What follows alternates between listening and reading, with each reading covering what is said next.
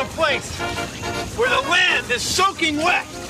A land full of living things. Come with me as we explore wetlands. Bill Nye the Science Guy. Bill Nye the Science Guy. Bill Nye the Science Guy. Science rules. Bill Nye the Science Guy. Inertia is a property of matter. Bill Nye the Science Guy. T minus 7 seconds. Bill Nye the Science Guy. Brought to you by Mr. Swampy Water Filter. When you need to filter water, try Mr. Swampy.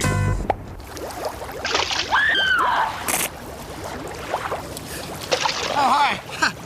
This is a wetland. A wetland is any place where the land is wet. That's what I got the idea for the name. A place like a swamp, bog, or a marsh. Now, wetlands have soil that's soaking wet with water. They're beautiful. They're fabulous. They're wetlands! Wetlands! Wetlands! Wetlands! Wetlands! Wetlands! Wetlands! Take a look at these. There are miniature wetlands of science. So over here we have a model of a wetland. It's full of plants. Now the kind of plants that grow in wetlands like to be soaking wet at least part of the year. And back here we have a lot of water. This would be the water that might come from a big rainstorm, and it's a little bit muddy. Watch what happens when we let this water flow into the wetland. So the water goes downhill, but not that fast. The plants and the roots of the plants slow it down a little bit. They hold back the dirt particles and let them settle out. Now, an area with this many plants is going to have a lot of things that might eat plants and things that eat things that eat plants. It's going to have a lot of wildlife. And look, the water that's coming out the other side of the wetland is cleaned up a little bit. It's not nearly as dirty as the water that went in. Now, take a look at this side. It's the same size wetland, but humans have come along and dug a big canal right here, and maybe built some dams or dikes and built some houses. Now watch what happens when we let the same amount of water flow into this wetland.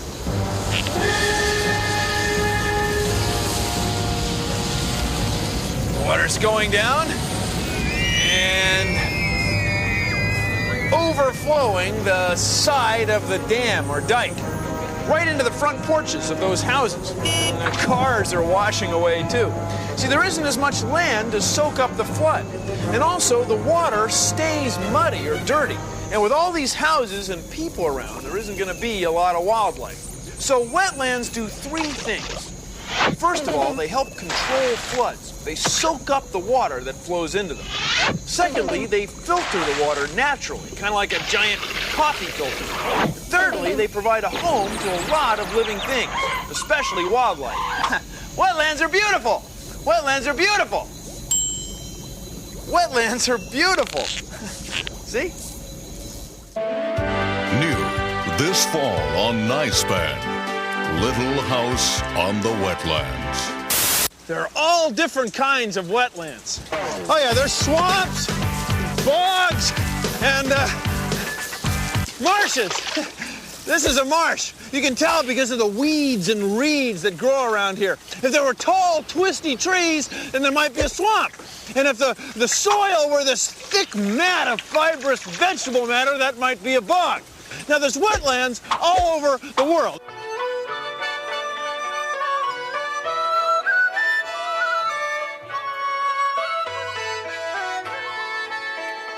See, there's the marshes and bogs, swamps, bogs and bogs and bogs, swamps, marshes, bogs, all that stuff, and they're beautiful places. And you can see that it's raining, and the rain is not hurting this wetland. The rain is helping to make it a rich, beautiful, wet place full of living things.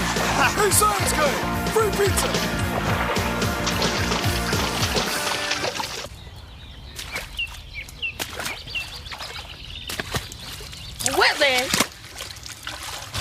it's mostly full of water. It's wet and it's land. It's wet and it's land. It's wet and it's land. Wetland. Wetland. Wetlands. Wetlands. Okay, I got it. Wetlands. Boy. Wetlands. Oh, those crazy wetlands. How I love them. They're wet and their lands. Oh, wetlands. They soak up the flooding and are home to lots of species of wildlife. Oh, wetlands.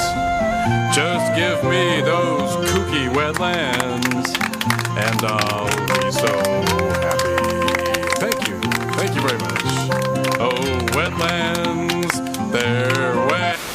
How can wet land soak up floods? Wouldn't bare, dry dirt be better? Well, please consider the following. Wetlands soak up floods in a couple of ways. First of all, water sticks to water. Take a look at this. Here's a moist or wet sponge, and here's a very dry sponge. When you put them in water, the moist sponge soaks up water a lot faster than the dry sponge. That's because water molecules stick to other water molecules. It happens in sponges, and it happens in wetlands. Wetlands are also where a lot of plants grow, and plants Slow water down. Take a look at this. These are our water marble wetland models of science.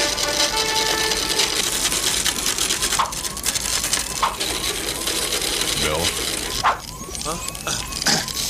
The marbles are like water, and these pegs are like the roots and stems of plants in a wetland. This side is like bare, dry dirt. Now watch what happens when we lift the gates and let the water flow over the land. Ready? 3, 2, 1.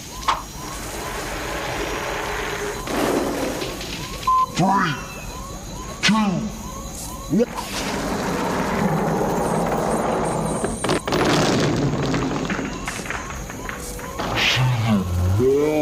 Hey! See, the marbles on the dry side Thank you. flowed right through, but the marbles on the wetland side were held back a little bit by the pegs, just like water in a real wetland is held by plants. In real wetlands, it can take weeks for the water to flow out of them. So wetlands slow down floods by holding them back with the roots and stems of plants. Well, thank you for joining me on...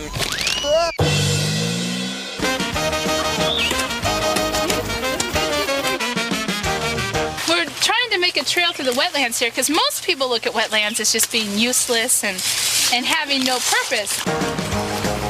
Wetland is a great purifier with all bacteria that's in there and everything. Wetlands are a lot like a sponge. As you can see here, they absorb a lot of the rainwater.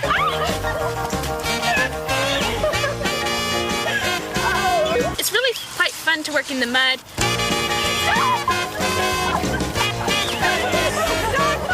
By building a trail through here, we can bring people through so that they can see the beauty of it and want to preserve the wetlands.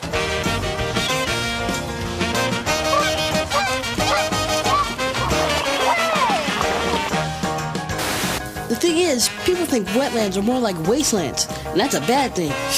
Man. Wetlands!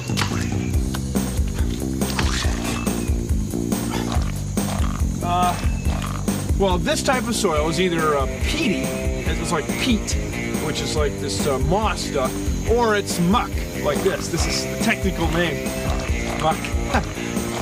Yeah. You see, people think that muck is quicksand. Quicksand! Like you see in the movies, is really, really, really wet land. Wet! Land! Wet! Land!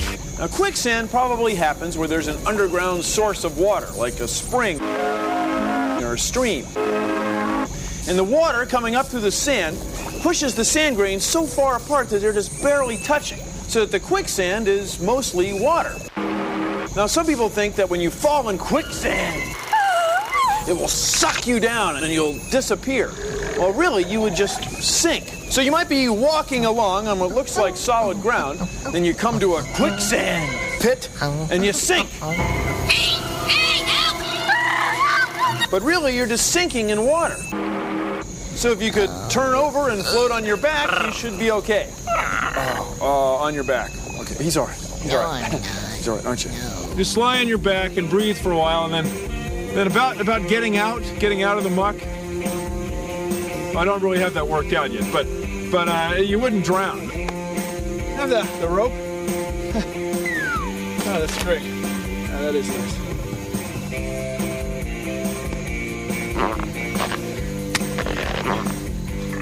This will be no problem now. Okay, hold it. Yeah, he's okay. No, I'm not.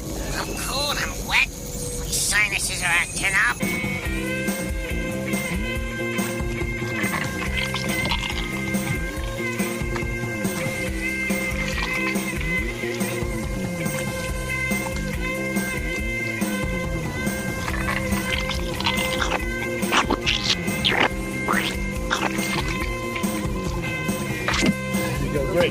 Great job.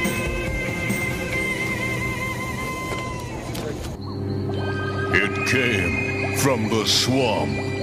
A creature so horrifying, so slimy, so cheap.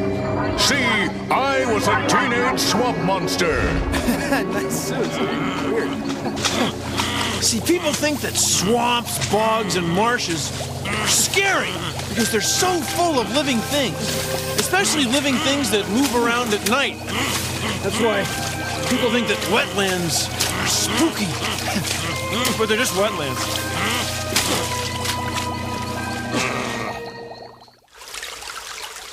This is the soil of a wetland. And this soil is full of living things. The wetland is formed where the stream is running through the forest floor. Now, the nutrients in the soil are naturally being washed downstream all the time as the water flows. And the saturated soil right here, right next to the stream, is very narrow, but it's still a wetland. From up here, it's easy to see where the lowlands are, where the silt and stuff that washes downstream settles. And it's good to grow things there because the soil is rich. It's full of stuff, fertilizer, nutrients. So things grow here, great. It's a wetland. This is an estuary. It's where water from this river mixes with water from that bay, from the sea. Now around here is a wetland. This is where the detritus is holding living things that fish can feed on. So without the river and the estuary and the wetland, there wouldn't be any fish here. Beautiful, isn't it?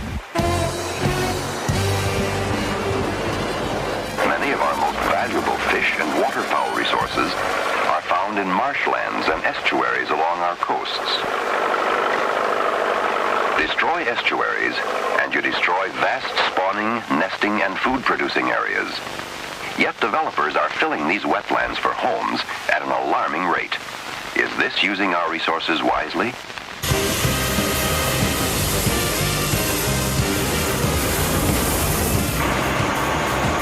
This is a wetland.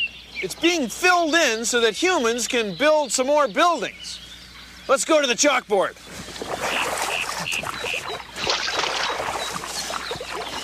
So let's say this is a wetland. Okay, it's a wetland. And it's full of water.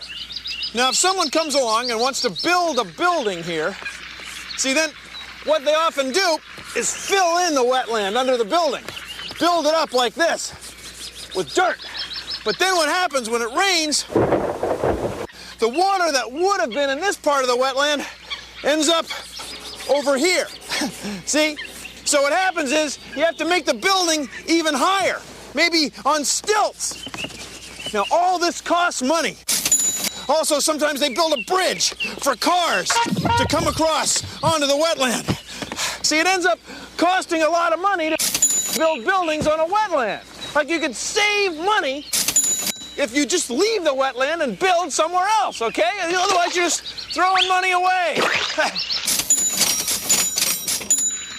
Maybe you shouldn't have done that. You know, maybe I shouldn't have done that.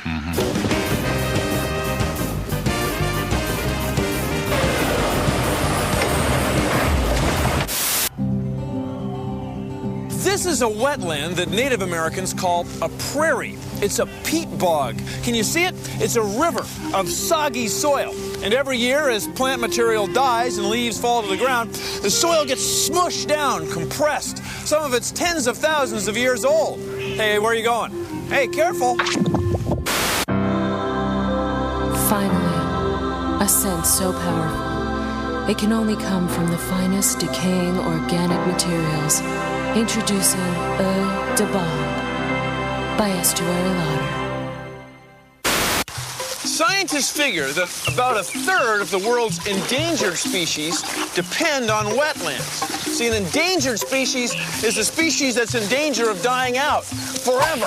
Things like the Florida manatee or the Everglade kite, they've got to have wetlands to live. So when we dry out a wetland to make room for a parking lot or a shopping mall, we're drying out the homes of plants and animals. So they feel a little out of place. If you take away their homes, you take them away too. I mean, look at this place. Imagine trying to grow or swim around here. I don't think so.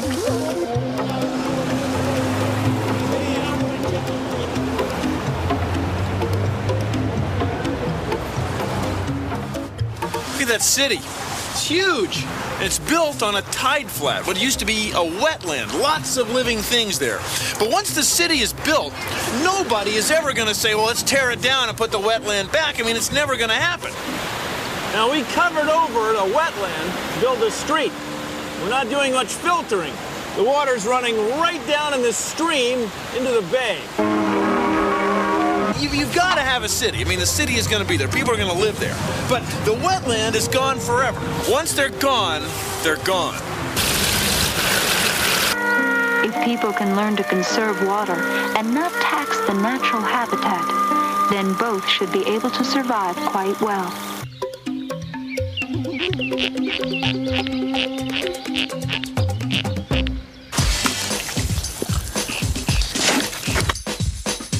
I'm Mickey Rivera with the Fish and Wildlife Service. I'm a biologist who studies pollution and how it affects wetlands. Oh, this is good. This dark, smelly soil is where it all starts in this wetland. Wetlands are important because not only are they the home for all these endangered species, you know, the fish, the plants, the animals, but they serve as protection for us too. You know, they serve to act as a sponge for contaminants that might eventually make their way out to the ocean, and they can also serve as flood protection. You know, we need these areas to protect our houses from floods. Well, you know, in Southern California, somewhere in the neighborhood of 90% of our wetlands have been altered. As you can see, we've got some buildings right adjacent to the wetland. So my job out here is to check on the contaminants that are influencing this wetland. These contaminants come from industry, from houses, and from parking lots, and from agriculture. When I do my study, this is the stuff I look for. I'll send this stuff back to the lab to see how healthy it is. Careful. Watch it there. Easy does it. Wetlands are home to many different plants and wildlife. Whoa! Some are really wild. Whoa! This is a big wetland! The Everglades! The Everglades is located in the southernmost part of the continental United States.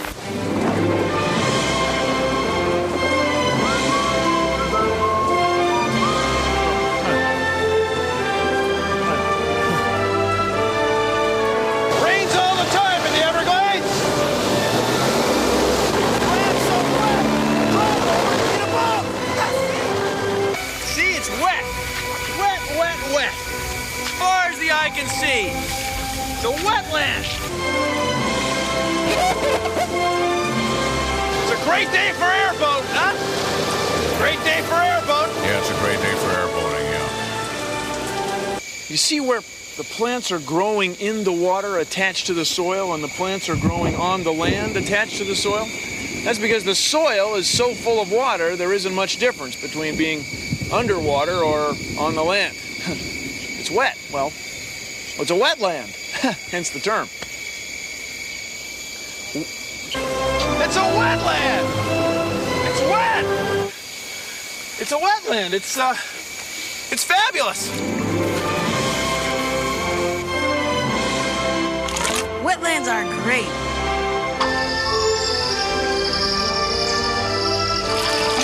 Wetlands are wonderful. Wetlands are fabulous.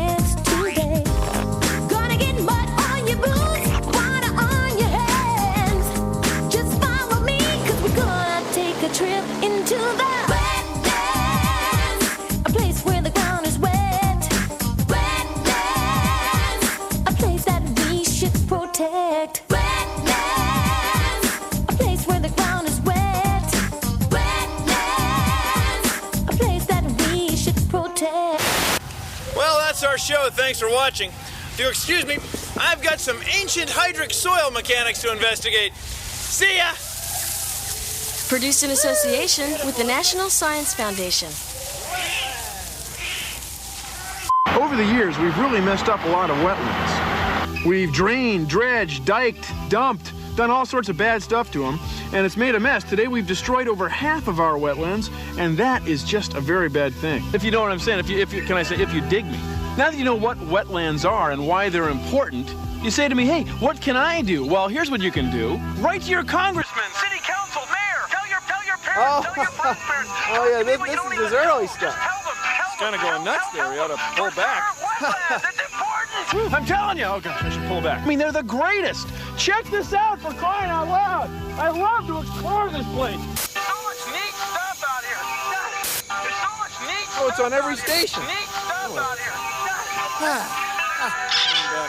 What?